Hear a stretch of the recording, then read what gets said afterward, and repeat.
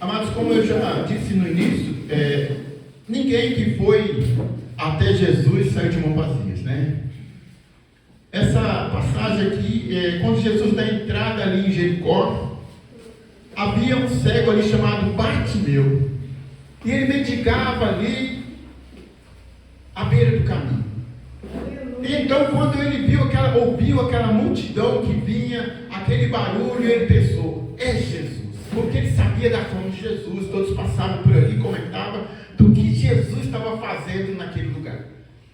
E então ali, Zaqueu, filho de Davi, tem misericórdia de mim. Ele começou a gritar, e o povo: cala-te, cara, está atrapalhando o mestre. Jesus, filho de Davi, tem misericórdia de mim. E ele bradava e gritava cada vez mais alto, e Jesus chegou até ele e disse: o que quer que eu te faça? Que eu veja, que eu tenha vista. Então vê, a tua fé te salvou. E aquele homem ali, ele pôde ver, e a partir de então ele passou a seguir a Jesus. A palavra diz que ele virou seguidor de Jesus. Que maravilha, né? Quando o ser humano ele tem um encontro real com Jesus, ele passa a seguir, a andar no caminho de Jesus, né? Eu vou te explicar depois como é andar no caminho de Jesus. Então ali logo Jesus já entrou naquela cidade, e ali a multidão alvoroçada, e ali todos querendo tocar em Jesus, e os necessitados ali querendo cura, um querendo uma palavra e tal. E aí outros querendo ver por causa da fama, porque muito acontece isso. E Jesus então olha para cima, porque Jesus ele conhece o meu e o seu coração, a necessidade de cada um. Ele sabe aonde você está, o que você precisa a todo instante. E ele então já sabia que Zaqueu estava lá na árvore, ele sabia a contrição que havia no coração de Zaqueu. Ele disse: desce depressa. Ele falou ali: desce. E ele desceu depressa e recebeu com abraço gostoso, com júbilo, com alegria.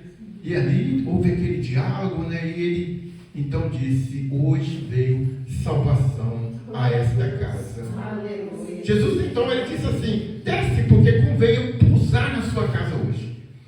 E essa palavra espiritual hoje para nós, hoje ele quer morar no seu coração. Aleluia. A casa aí significa o meu e o seu coração.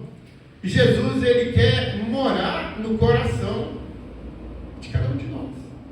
No meu ele mora, no seu. Então, se tem algum impedimento no seu coração hoje, abre a porta. Joga tudo que é imundo para fora e limpa tudo e fala: Senhor, entra na minha casa, entra no meu coração e faz morada, Senhor. Então, quando você começa esse ato, deixando Jesus entrar na sua vida, você vai seguir. Seguir Jesus é ir na igreja? Faz parte.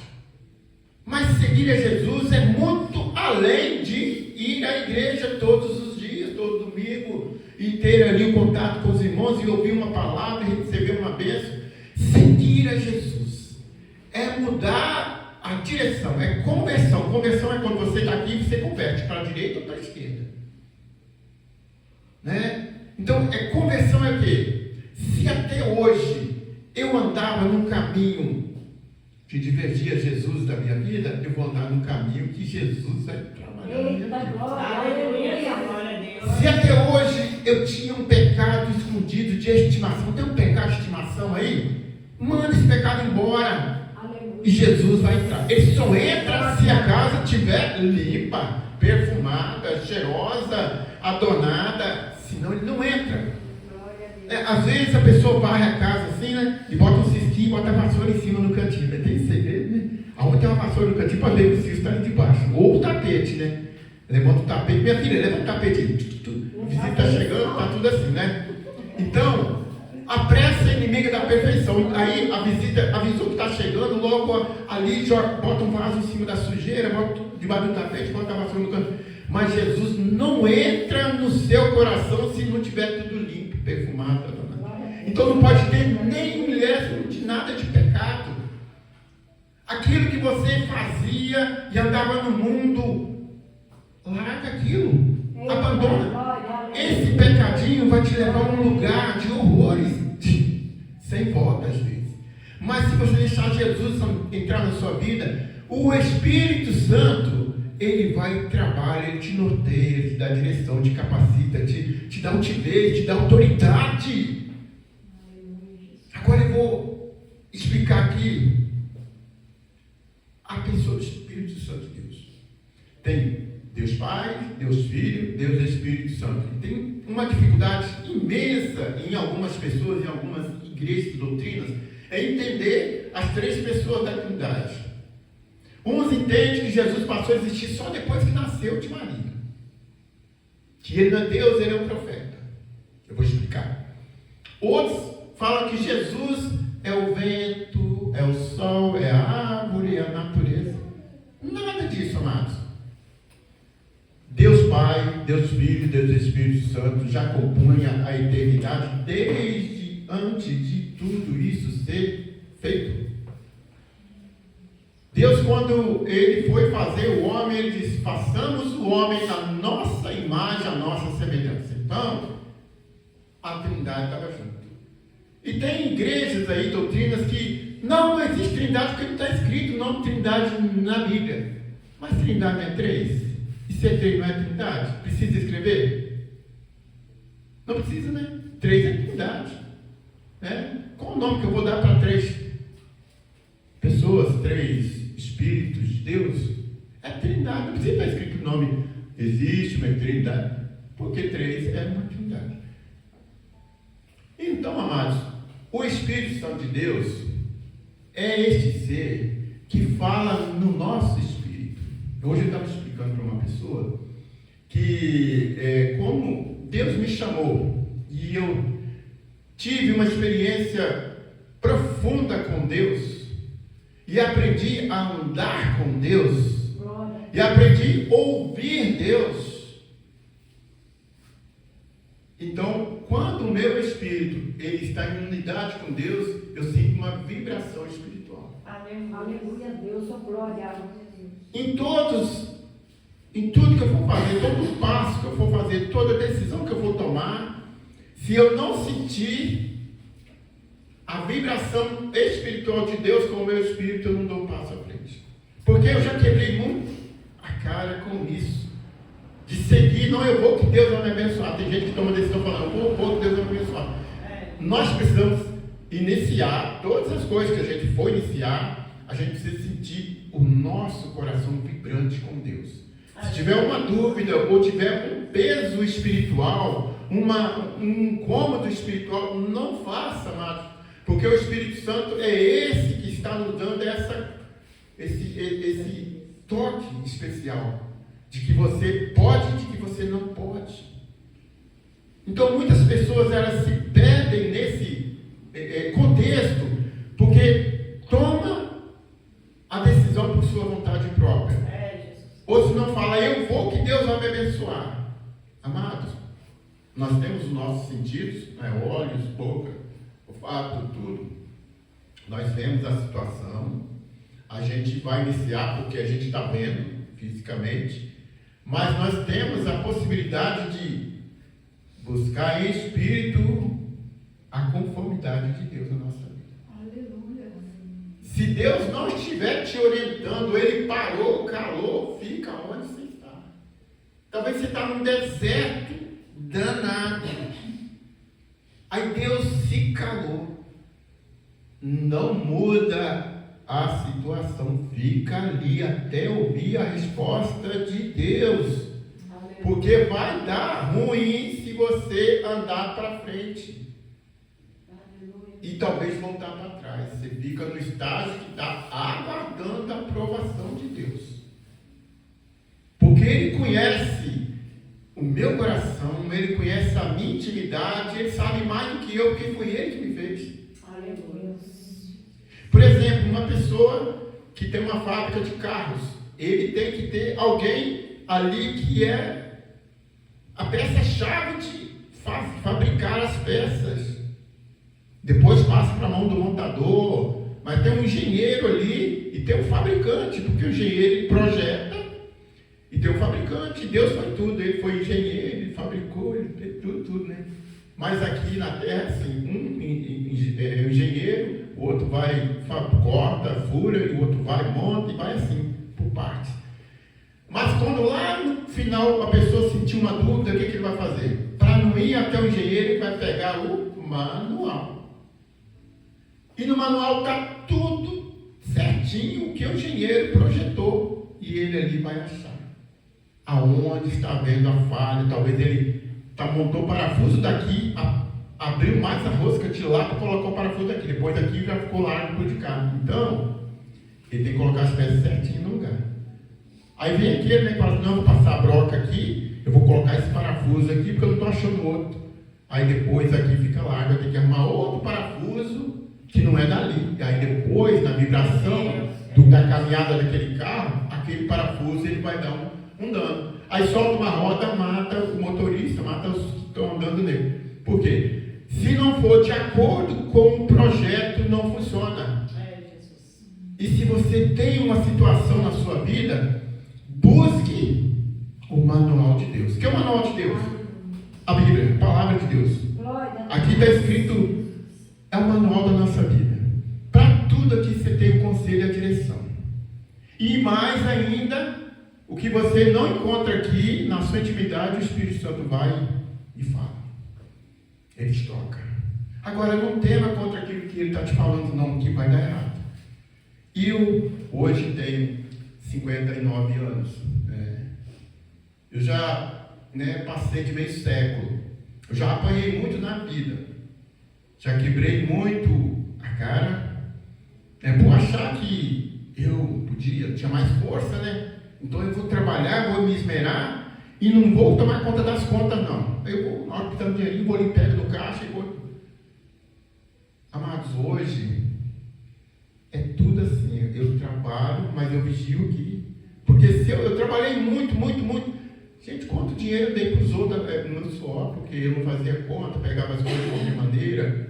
A minha área de trabalho tipo assim, se a gente não fizer as contas direitinho, a gente trabalha demais e não tem retorno, depois fala que a profissão é ruim, amaldiçoa a profissão, né? A gente tem que vigiar contra isso.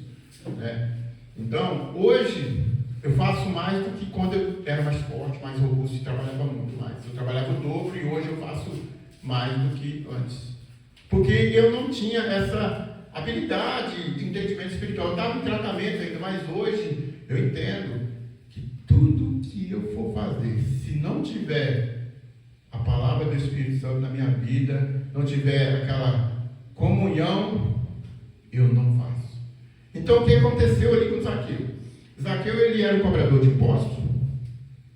E você sabe que quem está hoje operando nessa margem de impostos, eles querem sugar as pessoas mesmo.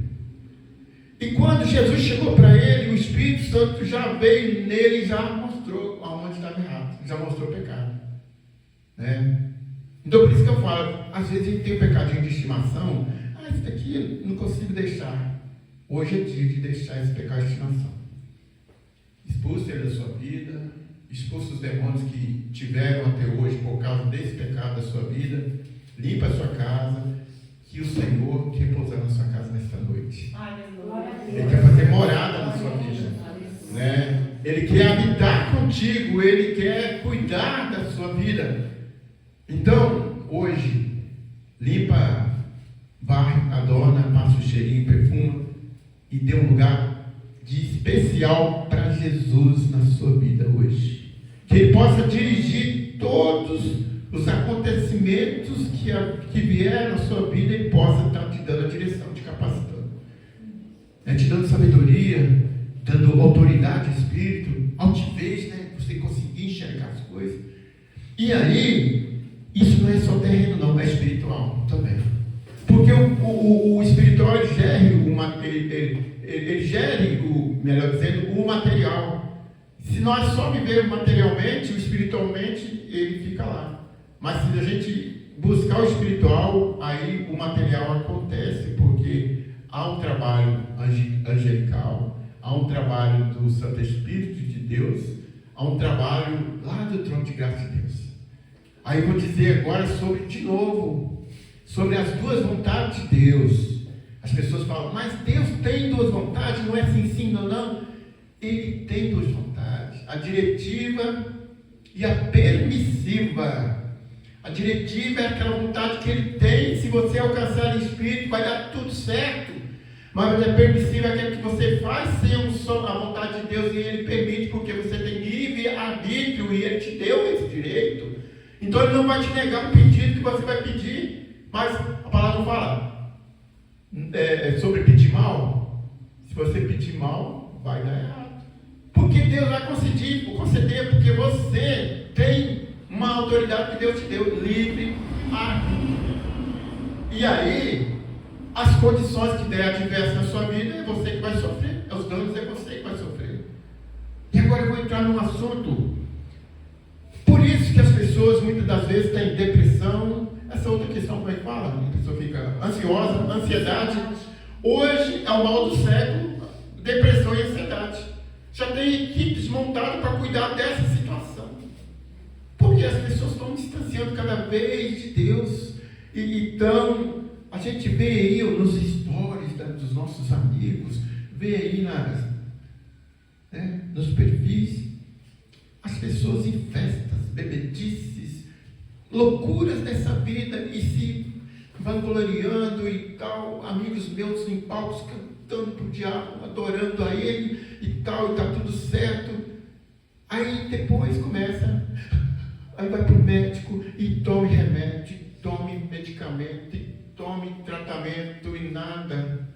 Precisa de um tratamento espiritual, uma limpeza espiritual. Abandonar essa desgraça que eles vivem aí e entrar na presença do Senhor. Eu falo, ir na igreja todo dia? Faz parte. Ir na igreja. Mas não é isso só. Tem pessoas que vão na igreja 100 anos talvez da sua vida e perdem a salvação, porque só vai para assistir o culto, só vai para aplaudir, só vai para ouvir uma palavra, mas não quer entregar o seu coração para Deus, porque Deus pede para largar as coisas mundanas, e a pessoa não larga. A pessoa quer vir na igreja, mas também quer ir naquele outro lugar. A pessoa quer ir na igreja, mas não quer parar de contar uma mentira, não quer parar de... E para andar na presença do Senhor, tem que andar só ouvindo a palavra dele. O que o cego ali, ele fez? Na hora que ele teve vista, o que ele fez? Virou um seguidor de Jesus. E quem segue Jesus não é o caminho, porque Jesus está na frente. É só ir aonde ele está falando, é só ir na sombra dele. Então, amados, é muito interessante essa conversão de Zaqueu. E a figueira brava ali, ela tinha espinhos, amados. Fala que é um cicromo, o nome da árvore. Ela era produzida, ela era plantada ali na África. E ela era facilmente danificada, porque a geada acabava com ela, ficava aqueles galhos secos, com aqueles espinhos pontudos. E Zaqueu, ele subiu por cima, ele se cortou, ele se furou, ele se sangrou, não quero nem saber, eu quero ver Jesus. Então, amado, o pecado está te doendo, sangra. Larga aquele gosto que você tem para aquele prazer de prostituir, de adulterar. Larga aquela desgraça. Sangra o seu coração, mas deixa Jesus entrar nele. Aleluia. Aleluia. Glória a Deus. E foi assim que Zaqueu mudou a sua vida. E aí o entendimento espiritual bateu e ele já viu que ele estava defraudando as pessoas. O que ele fez? Nossa, o cara ganhava dinheiro todo dia, era uma lote de dinheiro. Ele resolveu entregar, pagar 4 vezes mais que ele defraudou, dividir lá para os pobres. Ele não quis mais saber dessas coisas. Era o pecado dele. Mas qual é o seu pecado nessa noite que você não quer largar? Abandona esse negócio. E deixe Jesus trabalhar na sua vida. Deixe Jesus transformar no seu ser. E aí teremos um lugar no céu. Eita glória, né? Eita glória. Se você passar pelo fio dessa navalha que está sendo falada hoje, você vai morar lá no céu. Eita glória, aleluia. E depois não vai ficar só lá não. Depois você vai morar aqui com tudo transformado aqui. Vai passar um fogo santo nessa terra, quando a Jerusalém celestial descer com os salvos. E essa terra aqui vai ser um lugar onde nós vamos reinar com Cristo. Eita glória! Não vai haver mais isso material, essas coisas não. Vai ser ruas de ouro. Vai ser coisas abençoadas. E a palavra fala que nós vamos reinar com Cristo. Ele vai dar a cada um de nós uma situação de governo. Aleluia. Eita Jesus maravilhoso, né? Ele transformará a terra e fará aqui um lugar santo. Aleluia. E aqui só vai morar os santos. Aqui aqueles que sangraram a sua vida, o seu coração, para poder ver Jesus como Zaqueu. Eita glória! Aqueles que abandonaram o pecado de estimação, que era gostoso, é bom demais, que largou por causa do nome de Cristo. Aleluia. Eita glória. E o permear do Espírito Santo na nossa vida é tudo. Ele nos dá, Senhor, aquele afago, aquela coisa gostosa de estar numa presença maravilhosa, de estar recebendo aquele conselho, de sentir bem com a gente mesmo e Deus. Que coisa gostosa, né? Não tem mais aquela histeria, aquela depressão, aqueles demônios no campo de batalha. Aí se mata, se enforca, toma aqueles comprimidos todos e tal, se atira da ponte. Esse campo de batalha que nós temos na cabeça, que Satanás, às vezes, por causa de um pecadinho, que a gente fala pecadinho, mas é uma desgraça na vida da pessoa, que permite Satanás entrar no campo de batalha da nossa mente e começar a produzir as coisas para poder te sugar, te amaldiçoar, te levar à depressão, à angústia, à morte e ao inferno. Aí hoje, eu ouvi essa semana, eu fiquei assim, estava ali, até compartilhei, depois eu tirei lá nos meus stories. Uma pessoa falando muito bem das coisas de Deus, depois no final ele disse, eu já tinha compartilhado, mas inferno não existe, né? Existe tanto porque a palavra céu e inferno existe. E o inferno foi preparado não para nós, mas para Satanás e os seus anjos, e todos aqueles que o seguirem. Então o inferno existe. Não adianta passar a mão, que todo mundo vai para o lugar bom, porque Jesus é amor, mas ele é fogo consumidor também. Ele é amor, mas ele é justiça também. Como eu disse a semana passada agora, como é que Jesus vai ser tão bonzinho a tanto de pegar uma pessoa que morreu na imundície, não pediu perdão, não fez nada, e colocar esse cara por causa de uma missa de sétimo dia lá no meio do santo, que andou na presença do Senhor, que glorificou o Senhor, que passou os apertos, o pecado ali batendo na mente, ele ali servindo ao Senhor. Como é que Deus vai pegar um imundo, um profano e vai colocar no meio do santo? Não há condição espiritual para isso.